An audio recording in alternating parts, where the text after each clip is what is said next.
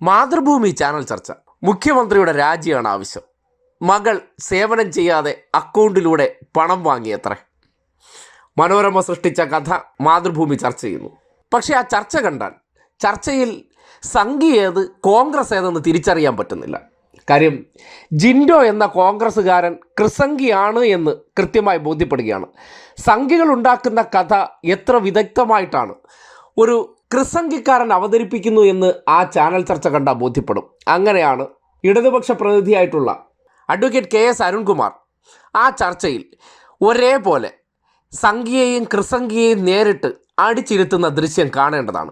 കാര്യം ഒരു വിഷയവുമായി ബന്ധപ്പെട്ട് നുണ സൃഷ്ടിക്കുക, ആ നുണ മനോരമ എന്ന അവരുടെ നുണ ഫാക്ടറിയിലൂടെ പുറത്തേക്ക് വിടുക, അത് വിട്ടതിന് ശേഷം കേരളത്തിലെ ബാക്കിയുള്ള നുണ ഫാക്ടറികളായിട്ടുള്ള അവരുടെ മാസപ്പടി പറ്റുന്ന മാധ്യമങ്ങളിലൂടെ അത് ചർച്ചയാക്കുക, വാർത്ത ആഘോഷമാക്കുക, ജനങ്ങൾക്കിടയിൽ തെറ്റിദ്ധാരണ ഉണ്ടാക്കുക. ഇതാണല്ലോ ഇവർ ചെയ്യുന്ന പ്രവർത്തനം.